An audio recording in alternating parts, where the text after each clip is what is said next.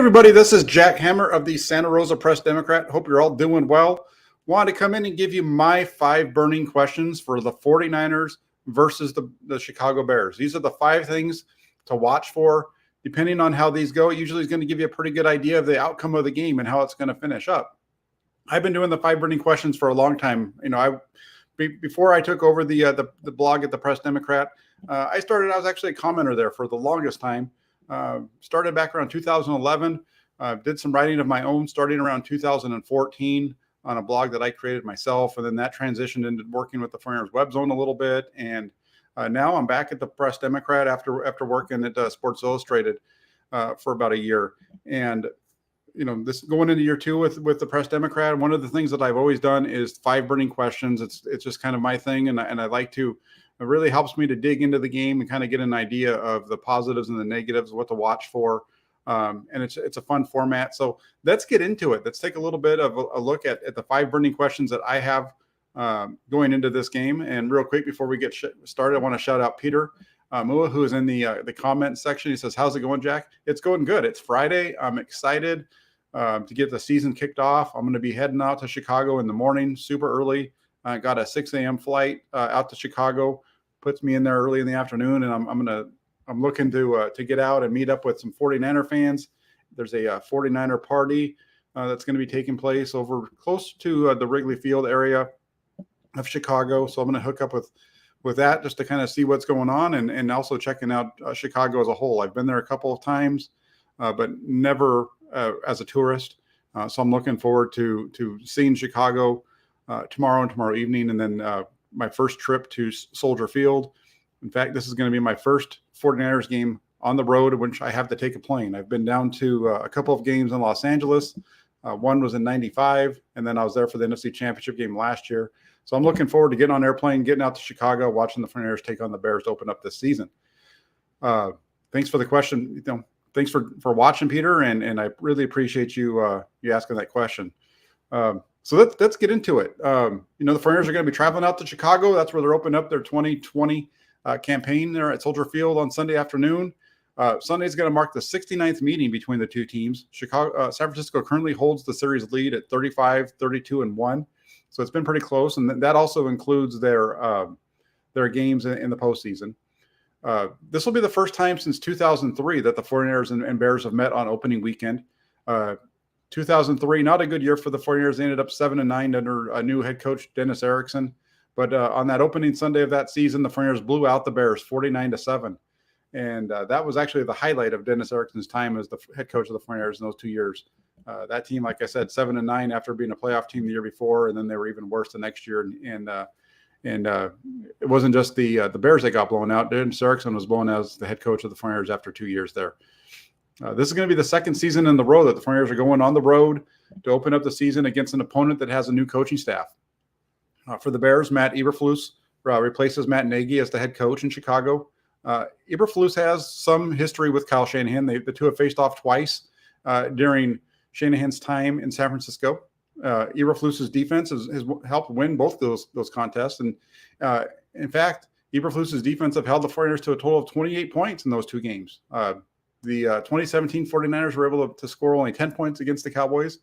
And then last season, when Eberflus was with the Indianapolis Colts, they held the 49ers to only 18 points in a windy and rainy Levi Stadium that wasn't conducive to a lot of points, but they did hold them to only 18. So that kind of gives you a little bit of a backdrop to what this game is going to look like. Let's get into it. These are my 5 burning questions, and we're going to start off with the quarterback position.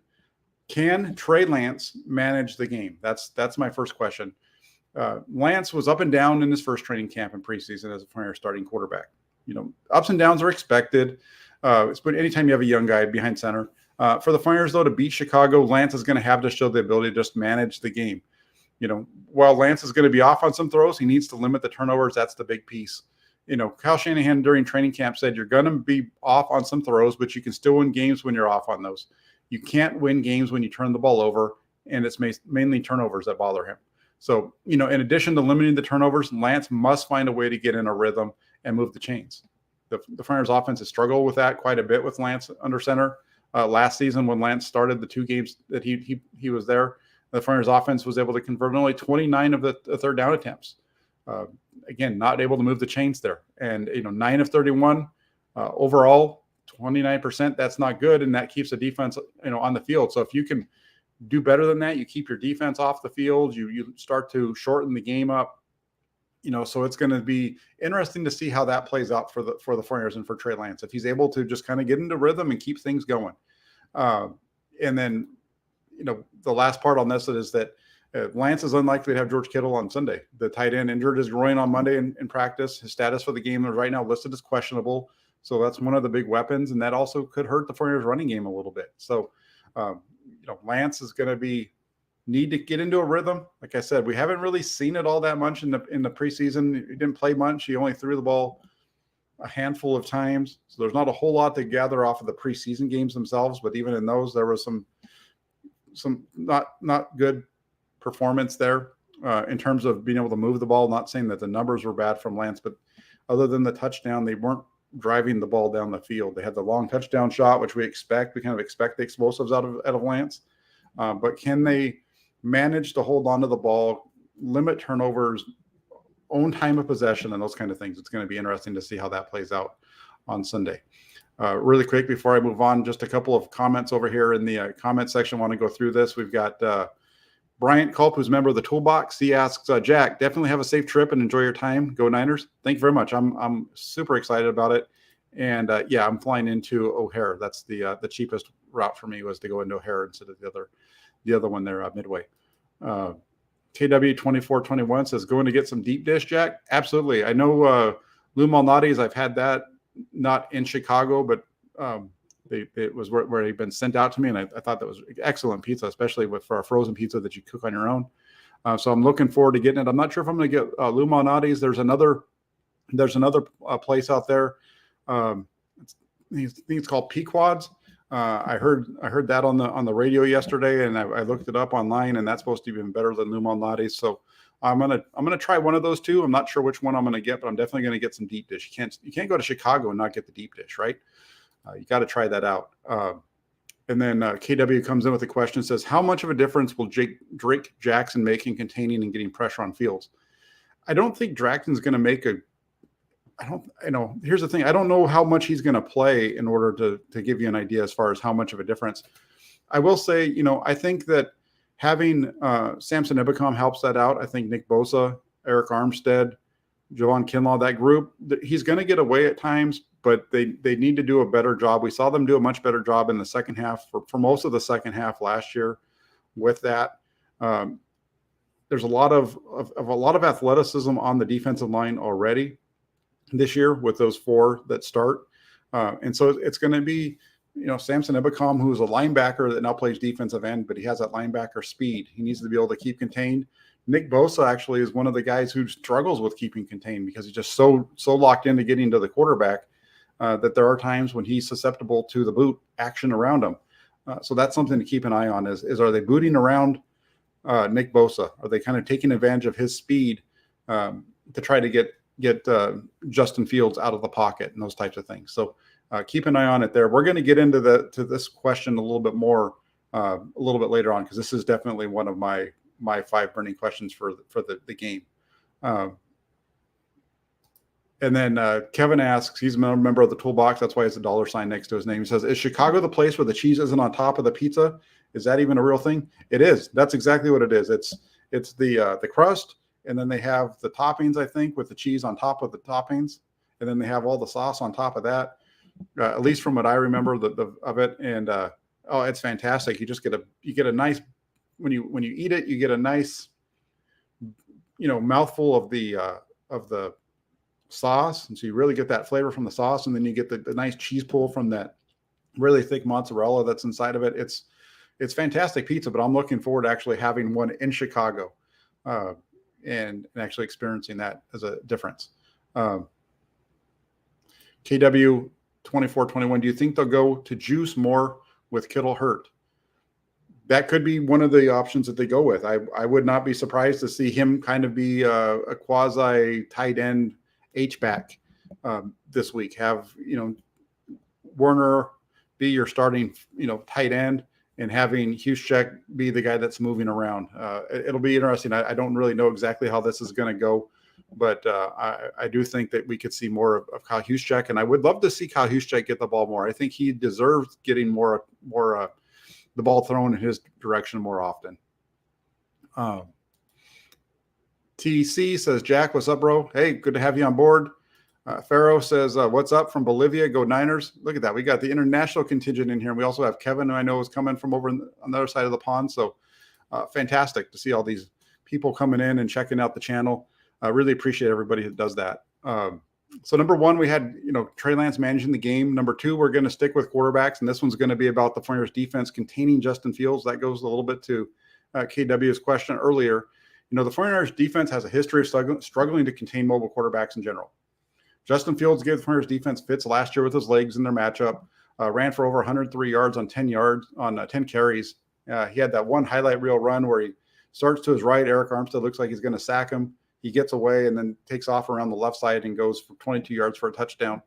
On Wednesday, Drake Jackson was asked about how the 49ers are going to stop Fields. And he says, it's tough. He's a super athlete, so we just need to keep him inside and do whatever we can. That's not really saying a whole lot. So I'm going to answer it for him a little bit more. I'm going to say for the 49ers defense, doing whatever they can is going to start with being disciplined enough to stay in their pass rush lanes. So depending on the play call, every rusher has a landmark on their way to the quarterback. And as the quarterback moves, your landmark has to move as well. So, if you're the left defensive end, your landmark might be the upfield shoulder. If you're the same thing with the other guy, it might be the upfield shoulder. And then your defensive tackles, they might be going to the opposite side, to the numbers or whatever. There's always landmarks on the quarterback that you have in those. And so the 49ers really need to be able to stick in their assignments with this. They need to be one of the problems of the defensive when you have a quarterback that's escaping your rush is people aren't necessarily getting to their landmarks. And sometimes it can be that they're getting beat by the offensive lineman. Sometimes it can be that they see a gap or they see what they feel like is an opening that they can get to the quarterback. And so they jump in there, not realizing when they jump in there, that opens up an escape lane. So it's a lot easier said than done. But, so when I say this a lot, so you're going to hear me probably say this a lot throughout the season, but pass rush and lane integrity is a big part of dealing with mobile quarterbacks. And maybe this is something that we can talk about more down the line as well. But I think it's going to be something to look at. The 49ers might even use a fifth guy, a linebacker on a blitz or kind of a spy type of thing as well. So you're not sending 5 or 6 guys at them. You're sending 4 with another guy that's kind of waiting to see and then can attack at the end. So, it's going to be tough. And like Johnny Dell says here, he says, contain, use a plug or roll and force Fields to read the defense and make throws on time. And this is an interesting one because I actually posted on the channel earlier something from Matt Eberflus. He was asked about how do you get after young quarterbacks and kind of disrupt them. And, he mentioned there's obviously you get after them with pressure. I think the other part of that too, that he mentioned was it's not just pressure. Sometimes just sitting back and playing your regular defense can be tough on them because when you blitz, you tend to open up, the check downs and sometimes blitzing can actually make it easier for the quarterback because once the blitz comes, where you're going with the ball pretty quick. Whereas if you just sit back and play your normal defense and you force them to be able to read and react, if you can get any kind of pressure with your front 4 or maybe bring a fifth and you're sitting behind that in 6 in coverage, it can be tough. And then you're forcing the quarterback to be accurate with his throws and all those types of things. And, Trey Lance hasn't really been able to be all that accurate at times with the throws. So definitely something to keep an eye on there as we go into this game. But I think the 49ers defense, they know what they need to do. It's going to be tough with them there with Fields. It's going to be a little bit different offense now for Green Bay or for Chicago. Their offensive coordinator coming over from Green Bay, so it's a little bit more like theirs. Maybe not so much of the shotgun stuff and running around for Fields. So it's going to be an interesting one to see how this whole thing plays out. So number one, we had Lance being able to manage the game. Number two, we have the 49ers kind of managing Justin Fields, right? Keeping him in the pocket. Don't let him beat you with his legs. Make him beat you with his arm. And I like, kind of like I said, I mentioned what Eberflus says. I really like that. I think instead of blitzing him like crazy, you make him be consistent with his arm. And I think having watched Justin Fields film, from his time at Ohio State and then last year with Chicago. If you make him beat you with his arm, you're going to win.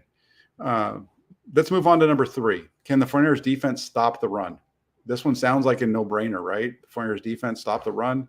Obviously, they're going to be able to stop the run. But what's interesting with the 49ers running defense is you go back to last year, they struggled against the run early on. Over the first 8 games, they allowed opponents to rush for over 100 yards 7 times. That was when the 49ers were 3-5. They were giving up a lot of yards on the ground. Even Chicago, they rushed for 176 yards against the 49ers last year, the highest in that span. So Chicago actually ran the ball well. Obviously, the quarterback played a big part of that. One thing about this week, though, is that unlike last year, the Bears are going to have all of their weapons. They didn't have David Montgomery available last year. He's going to be available. And then so you put David Montgomery out there with Khalil Herbert. Herbert ran for 72 yards against the 49ers a year ago. He started off really strong. They kind of did a better job of shutting him down, and that's when you saw Justin Fields starting to run around more. But if they give you a strong 1-2 punch in Montgomery and Herbert, and that's going to test the 49ers defense. It doesn't have DJ Jones in the middle to anchor that anymore. It's now going to fall on Javon Kinlaw to come in and replace Jones. He's going to be able to need to come in and control the defensive linemen. And by doing that, and maybe forcing a double team and things like that, that's going to allow the 49ers linebackers room to flow to the ball. And another piece of this also is it's not just Javon Kinlaw, but he's the big one because he's replacing Jones. But you also have Eric Armstead in there in the middle. Armstead played a big role in the 49ers defensive line, I think, improving against the run as well when they bumped him inside. Once he got pushed inside from the defensive end spot, it took a little bit of time, but eventually they got that thing turned around after a couple of weeks of that. And so his turnaround, his movement inside kind of coincided with that better rush defense for the 49ers. And then real quick, behind the defensive line, the 49ers have Fred Warner, Azeez Al-Shire, and Dre Greenlaw, who are considered the best linebacker trio in the game by many. I know, especially in San Francisco, that's how they're looked at. They struggled against the run early on last year too. It was a mixture of everything. You had the defensive linemen kind of a little bit struggling against it. You had linebackers struggling in their run fits. You had safeties who were coming down into the box that were struggling in their run fits. So just everything all kind of played together to kind of make that an issue for the 49ers last year. So, as you go into this game, they need to be able to stop the run. I think that there's been a lot of attention paid to the fact that the Bears don't have very good wide receivers, which is accurate, but the Bears have very good running backs, and you don't have to be a great pass blocker to be a good run blocker. And I can see a situation here where if the 49ers run defense struggles, this game's going to be tough for them to win, just because the Bears, we'll see. We don't know enough about the Bears coaching staff to know how they're going to manage the game, but I'm just, based off of just football in general, if the Bears can run the ball, move the clock, those types of things, and kind of keep the 49ers offense off the field, it could be a long day. And so the 49ers defense definitely needs to be able to step up and stop the run. Let me check and see if there's any comments over here to hit up really quick. Andrew has a good question, but we'll get to that one in a little bit. Johnny Dell's Football Academy. Jones played the 1 and Kinlaw's the 3. Is Kinlaw going to play the 1 more this year, or is Armstead going to back to big end and base and then move inside and nickel? No.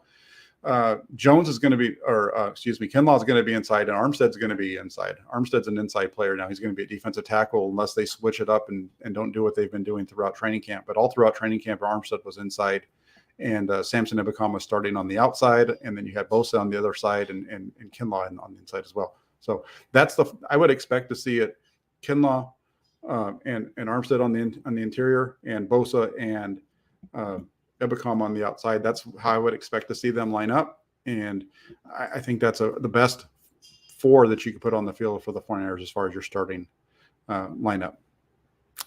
Jason, I'm sorry. You might not have got the notification from YouTube, partly because I put it together last minute. I wasn't sure if I was going to do this today or tomorrow, but with the flight going into Chicago and wanting to do a couple of things tomorrow, I'm not sure if I'm going to have time to get on and do a longer stream. So that's why I'm doing it tonight. So I don't think it's YouTube's fault. I think that's more of my fault for not giving you guys enough a heads up.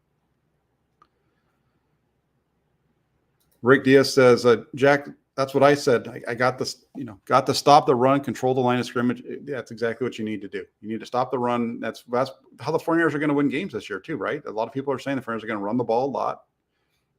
They might even win the Super Bowl as a result of it. We'll see. They're going to have to stop the run as well. And last year they struggled with that early on. I didn't see that one real quick. Let me just see. No problem, Johnny. Thank you for the question. That was a good one. Then Spy Nick Danger says, hit that like button if you could. That'd be fantastic. Hit that like button for me. Hit that subscribe button if you're not already subscribed. And Raphael 5629ers, who is a member of the Toolbox, and that's why he has that little $sign there. He says, like and subscribe, everyone. Raphael's great at this. He always reminds me to make sure I remind you guys to subscribe and hit the like button if you could. All right. And then KW2421 says, Giordano's is another good spot in Chicago. I'm going to write that one down. I know some of you guys were on the stream I did earlier with Rob Shue, and we're going to try to be hooking up over in Chicago to say hi to each other. We've never been able to do that in person, so I'll have to find out what his time frame is. But Giordano's, that sounds like a good spot just by the name. I don't know why. It just sounds good to me. All right. Let's get back to the 5 burning questions. So far, number 1, Trey Lance managing the game. Number 2, 49ers defense able to contain Fields. Then number 3 is defense stopping the run. We're going to stay on the defensive side here, a little bit more defensive than the offensive this week. But number 4, how will the new faces in the secondary hold up? So, when I was talking about the run defense, I kind of mentioned, the linebackers needing to fit in the run game. And when I was talking about the linebackers and their run fits, I mentioned the safeties as well. And unfortunately for the 49ers, they're going to be without one of their best safeties, one of the best safeties in the NFL, quite frankly, Jimmy Ward. He played nearly every snap last year. He missed a game, right? But he had 16 starts, and in those 16 starts, he only missed a handful of snaps. So he was on the field quite a bit. But he's going to be out at least the first 4 games due to the hamstring injury that landed him on the short-term IR. This is an issue. I think it's a bigger issue than people think. The one game that Ward missed last year was against the Arizona Cardinals at Levi Stadium. And that game against the Cardinals was probably one of the 49ers' worst defensive performances, maybe one of the 49ers' worst performances, period, on both sides of the ball during Kyle Shanahan's tenure. I think, the thing with Ward is he's an underappreciated piece of the 49ers defense, of what he does back there. He doesn't make the spectacular play, but what he does is he does a really good job of keeping everything in front of him and limiting the big play, limiting explosives and those types of things. If it's a 15-yard reception, it's a 15-yard play because he's there to make the tackle. If should be a 5-yard run, he's usually there to help make the tackle at 5 yards and those types of things. And, the 49ers haven't made an announcement yet on who's going to be starting, replacing him. We know Hufanga is going to be back there, but who's going to be the other guy? I think it's probably going to be George Odom. I don't think it's going to be Tayshaun Gibson coming up off of the practice squad. I think it would be George Odom. He seems to be the most likely candidate there. That makes me a little bit nervous, though. Odom, he had a little bit of a rough game a couple of weeks ago against Houston in that final preseason game. There was a run play that he missed a tackle on that led to about an extra 10 yards to be tacked on there. There was a pass play in the flat on the right side of the offense, the left side of the defense that he missed that led to a big reception, helping the Texans get down into the red zone deeper. So I think this is something to be a little bit of concern, more than I think people are leading on, because it's not the safety's job isn't just to be there in against the pass. They need to be able to fit in the run game as well. And I'm a little bit nervous to see how they're able to do that. I think that Talon Hufanga is decent at it. George Odom, I haven't seen enough that makes me believe that he's going to be good. So we'll find out on Sunday if he's the one that starts, but that's a big key. On the outside, you have Emmanuel Mosley, and then you also have the free agent acquisition, Travis Ward. That duo was solid throughout training camp. They made life miserable for the 49ers offense. I want to see if that group if Mosley and Ward are as good as we think they are, or if it was just a matter of who they're going up against during training camp. Well, was where the 49ers offense helping them look better than they really are, and that's just something to keep an eye on there. I feel like overall they should be fine. There's not going to be very many issues there when it comes to the communication and those two kind of thing with those two guys. They're pretty solid, but I want to see how they fit together in the 49ers secondary. And then you also have, when it comes to the secondary group, that the back end, you have another new face that I didn't hit on yet, and that's going to be Samuel Womack. He was a rookie 5th-round draft pick. He's going to be replacing K'Wan Williams in the slot. Womack exploded on the scene with a couple of interceptions in the preseason debut against Green Bay. He made some nice plays in the two subsequent games against Minnesota and Houston. I really think that Womack's going to be an upgrade in coverage over Williams. It's the question with him is going to be, how does he hold up against the run? We haven't seen that yet enough. We haven't seen him work on those run fits, as I keep talking about with the defensive side, with stopping the run. That's such an important piece of it. And the way the 49ers use their nickel, he's really like the third linebacker at times on the field. Is Samuel Womack going to be able to step in there and fill that? He's looked good in the preseason doing it, quite honestly. But I want to see him do it for a full game against starters in the NFL all the way. Those, it can get rough in there. I've never played in the NFL, but I know that those guys are a lot bigger than me. And Womack is about my size and a little bit, not much bigger, a lot more physical than I am. I'll tell you that. That's for darn sure. He's a lot better shape than me, right? But you know what I'm saying. I'm not sure about Samuel Womack being able to fit in the run game, and so that's going to be something to keep an eye on as we get in there. Jason L says, yes, Ward is the glue that holds the D together. Without him, someone else has to step up. So it's going to be a long day. And I agree with that, Jason. I just think that it's going to be a tough situation there. I think it's going to be a bigger issue than people are making it out to be. With you take one of the top 100 players in the NFL out of your defense, one of your captains, and you're going to lose them. I understand the Bears aren't expected to be that good, but weird things happen in week 1 and 2, especially when you're going up against an opponent that you haven't seen enough of. Maybe the Bears are going to get surprised too by the 49ers with Trey Lance, a quarterback. So we'll see. Kevin, thank you for the question. Says, do you think Shanahan already has a new playbook or Lance's offense, or by his own admission, I don't have one, that he's winging it? If so, are we relying on D in poor weather? So I don't think, I know there's a lot of people that are, this is a really good question, Kevin, because a lot of people have been making making the Trey Lance offense a thing. And I don't think the Trey Lance offense is a thing. Kyle Shanahan has said this a number of times, and I haven't seen anything on the field that's different from what we've seen the 49ers run in the previous 5 seasons.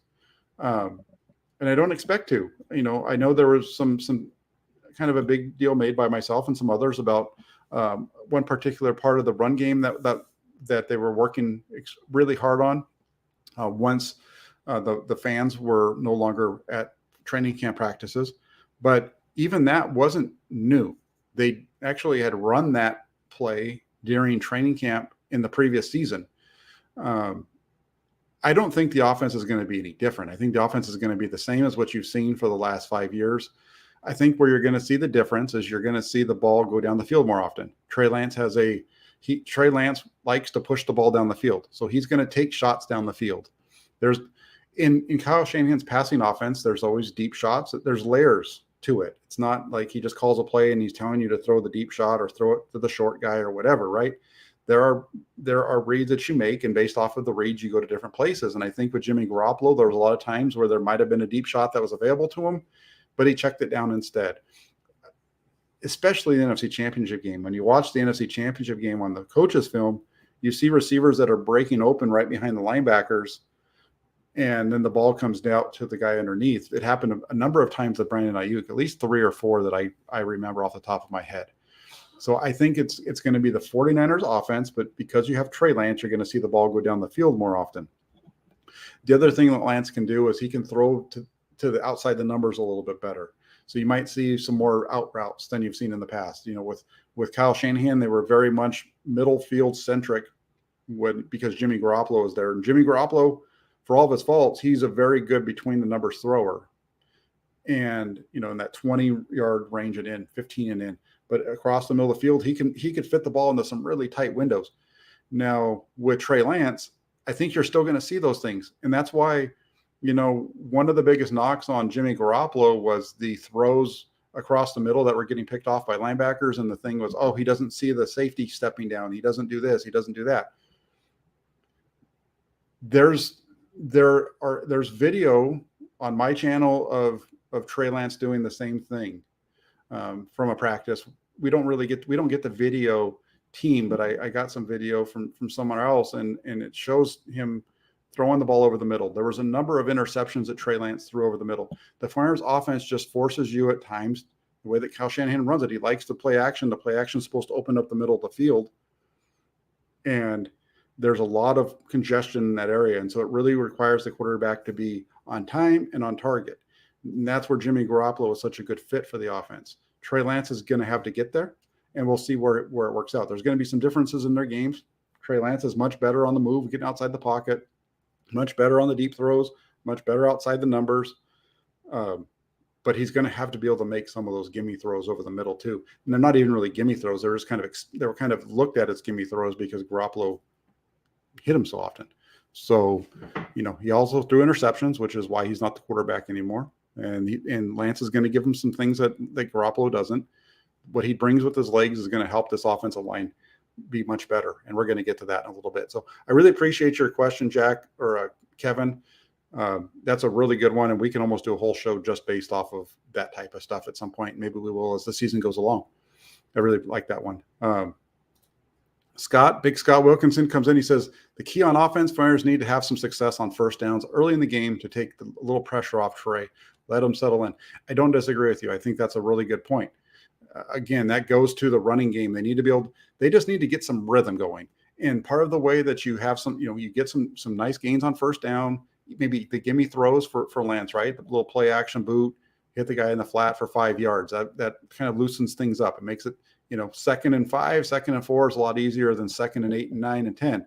So you're right. I really like that, Scott. If they can have some success on first downs, make it so that on second, it's second and medium, and you're not sure if it's going to be a run or a pass, that's going to take a lot of pressure off of Lance. And I think in a lot of ways early on this season, these first 4-6 games, everything you're doing, you can't make it easy on the quarterback because the guy has to just make throws at times. But there are things that they're going to try to make it as easy at the game, as simple as possible for him. It's still going to be hard. He's still going to have to make the throws, but that's going to be the goal. And I like this one. The key on offense, Foreigners need to have success on first down early in the game to take a little pressure off Trey, let him get settled. I like that one. That's a really good one. Put some points on. If they can do that, if they can chew some time up, maybe get a lead, get a touchdown early in the game, just kind of let him settle in and feel good about himself. I think that'll go a long way because we have seen Lance play better once he gets settled in. Like the second half, the end of the first half, beginning of the second half against Houston, right? He had success. They finally found some rhythm. They finally moved the ball down and scored some points. And then it's like once he scored points, he's like anybody, especially like a young guy. Young people, when they get success, they want to go out and they get excited and they feel like they can do anything. And I think that's Trey Lance. And I think if they can get him some success early on, it's going to really pay dividends for the offense and the team going through from there. So that's a really good one, Scott. Appreciate it. That's a good comment. All right, let's go to the last one really quick. And this is going to be the offensive line. Can the new offensive line hold up? We have Trent Williams. Trent Williams is at left tackle, Mike McGlinchey at right tackle. They're the bookends. Those guys have been there. They've done it. Williams, you know what you're going to get out of him. Mike McGlinchey, it's a little more of a question mark over there at right tackle. He missed the majority of last season after tearing the quad tendon against Arizona in that second Arizona game. He's coming back. He's, I don't know if he's at 100%, but he's as healthy as he's probably going to get the rest of this year. And at least you know kind of what you're going to get there. I wouldn't even say exactly what you're going to get out of McGlinchey yet. But then on top of that, you have Spencer Burford, Aaron Banks that are going to be starting at the guard spots, and then Jake Brendel replacing Alex Mack at center. That trio, 3 starts amongst them. All 3 of those belonging to Jake Brendel. And Brendel hasn't even started. Those 3 starts for Brendel came in 2018 when he was with the Miami Dolphins. So this is a really young, inexperienced middle of the 49ers offensive line. Chris Verster was asked yesterday how he would categorize the development of that group. And he says, of the 3 interior guys, Aaron and Spencer have been a little more up and down. I would agree with that. From the watching of them on film, I think that Banks and Burford have been similar. I think Burford's been maybe a little bit more up and down than Banks. Um, I know I've seen people talk about Banks as being worse than Burford. I don't see that at all. I see two young guys who are about the same. And so it's going to be interesting to see how that one plays out. And, I think the biggest thing here, the biggest takeaway is that Shanahan has shown the ability, though, to scheme around offensive linemen in the past. In 2019, Furnace got to the Super Bowl with Ben Garland playing center after Weston Richburg was lost in Week 14 for the year. Earlier that year, you might remember that Joe Staley missed 9 games. The left tackle for the Furnace missed 9 games that year. It was going to be his final season with the team as well. Justin School, who we all saw get blown out this year, he's not even with the team any longer. And Daniel Brunskill filled in at left tackle. They're 8-1 with those two at left tackle. In 2020, they went through the same thing again. They had a musical chairs at center. It was just a mash kind of unit along the offensive line. And I think that team would have made the playoffs if the quarterback play had just been competent. And that's why I feel like this team's going to be so good. And then we saw it last year as well. Tom Compton, who's a journeyman at best, took over at right tackle after the injury to McGlinchey. And then and the team went on their run. And then on top of that, the team had to start Colton McKivitz in place of Williams in Week 18, a must-win game against the Rams, and they win. And I know it's different because it's a full season, but what I would say is this is an offensive line that has some question marks, but the coaching staff has shown the ability to work around those things. James Foster says not just Ben Garland, but you also had Mike Person at right guard. That's correct, but I think Person started that whole year, if my memory serves me correct. I could be wrong, but I think that he did, although he wasn't all that great, right? I mean, and so there you go, Mike Person, a guy who was a little bit of a journeyman in his own right, starting at right guard for the 49ers on a Super Bowl team. And then, also I think James mentions Laken Tomlinson. He was less of a player in 2019 as well. I think Laken Tomlinson, not going to knock him in terms of saying that he wasn't a good player, but I think that Laken Tomlinson is overrated because he was healthy all the time. I don't think that Laken Tomlinson was as good as people. He definitely wasn't as good as the money that the Jets gave him. He's a good guard, but he's not a top end guard. When it comes to Laken Tomlinson, you're paying for durability. You're paying for availability, not necessarily the ability. So that's that part there. And then Tua says, Jack, did you see the clip Steve Young give Trey some wisdom words? I didn't see that. I've heard Steve Young say a lot this offseason with regards to Trey Lance, really kind of just since right before training camp. And he talked a lot about Trey Lance and the development. And he talked a lot about the Jimmy Garoppolo situation, a lot of different things. And I think the things that Steve Young is saying are all the things that I believe. The quarterback, you're going to get an explosive play from Trey Lance, but can Trey Lance make the little plays? Can he be a game manager, which people don't like to hear, but can Trey Lance be a game manager?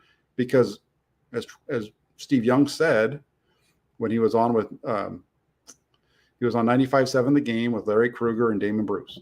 And this was one of the things that he talked about. He says, Lance is going to make big plays, but can he be a game manager? And that's important because I don't remember the percentage, but I'd say it's probably about 70% of the quarterback's job is managing the game.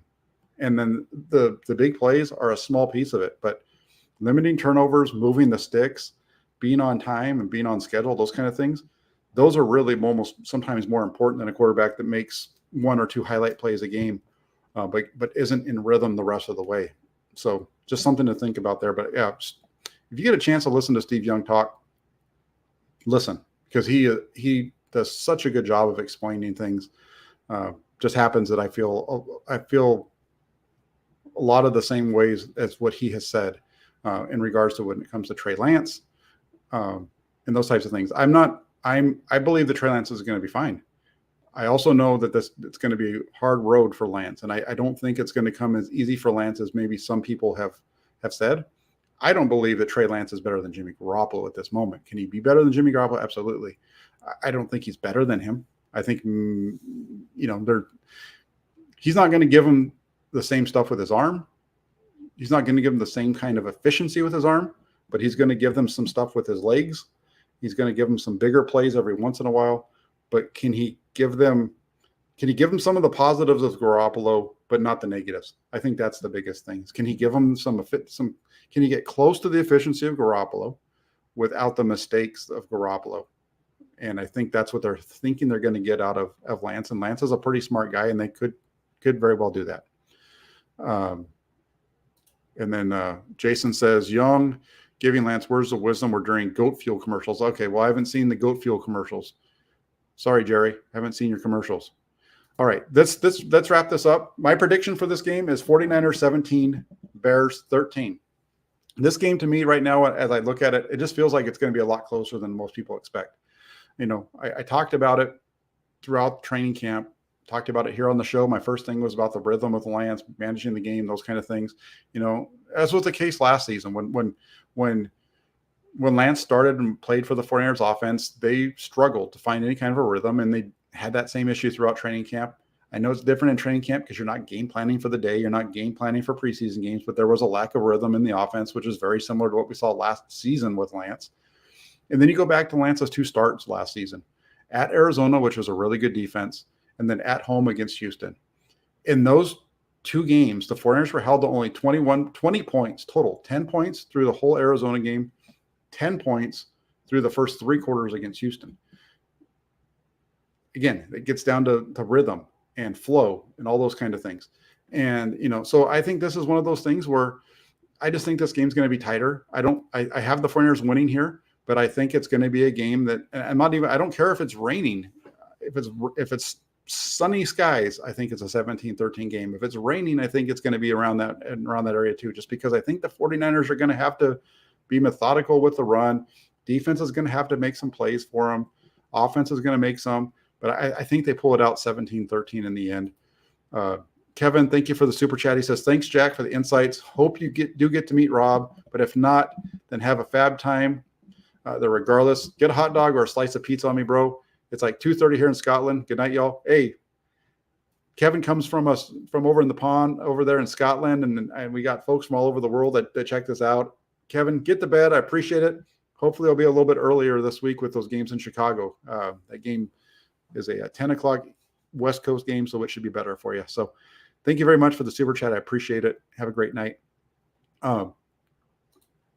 Yeah, so I got 17-13 49ers. Just to hit you back really quick, the 5 burning questions, just giving you the 30,000-foot level view. Trey Lance managing the game, number 1. 49ers defense able to contain Fields for 2. Stop the run on defense, 3. With the new faces in the secondary hold up, that's number 4. And really that's about George Odom, who I think is going to be the second safety, being able to make the plays and not allow big things, allow plays to get more yardage than they should. And then on the last piece, the 49ers offensive line holding up. And you can make the case that offensive line is going to be a question throughout the season, this week too. So just want to say thank you to everybody. Raphael says, great show, Jack. Thank you, Raphael. You're the man. Really appreciate you being a member of the Toolbox. If you guys are watching this and you're not already subscribed to the channel, make sure you subscribe. But also do what Raphael did here. See that little $sign next to him? He became a member of the Toolbox. Cost you $4.99 a month. Eventually, we're going to have some really cool things. I might even, if I get the numbers up enough, we'll even do a members-only shows and things like that, and maybe do a members-only call-in kind of thing even. But just want to say real quick before I head out, thank you to all of you for tuning in. Hope you enjoyed the show. If you liked it, subscribe, hit that like button as well. And then last but not least, get yourselves over to 49ers.pressdemocrat.com. That's the Inside the 49ers blog over there. I took that over about a year ago, right at the start of training camp last year. Now that we're into the season, there's going to be articles going up there on a daily basis. The 5 burning questions is up. That'll be up through tomorrow. Sunday on Sunday, you'll get the live blog. There'll be a post-game write-up. And then pretty much every day of the week after that, throughout the rest of the season, there'll be something for you to read over there. So check it out. Big Scott comes in. He says, great stuff, Jack. Thanks. 24-13 Niners. Hey, we both got 13. You have one more touchdown than me. So really appreciate everybody for taking the time to join this. Hit that like button. Hit the subscribe button. Get over to 49ers.pressdemocrat.com. Have a great weekend, everybody. make sure you're tuning into the channel because I'm going to have some updates from Chicago as well. Like I said, I'm meeting up some 49er fans tomorrow. It's my expectation. And so you might be able to see a little bit of what the 49ers fans are doing in Chicago to give you that feel of what's happening in the Windy City. So definitely some stuff from the stadium as well. So take care, everybody. Have a great rest of your Friday. Have a great weekend. Keep it locked in. We'll talk soon. Appreciate you.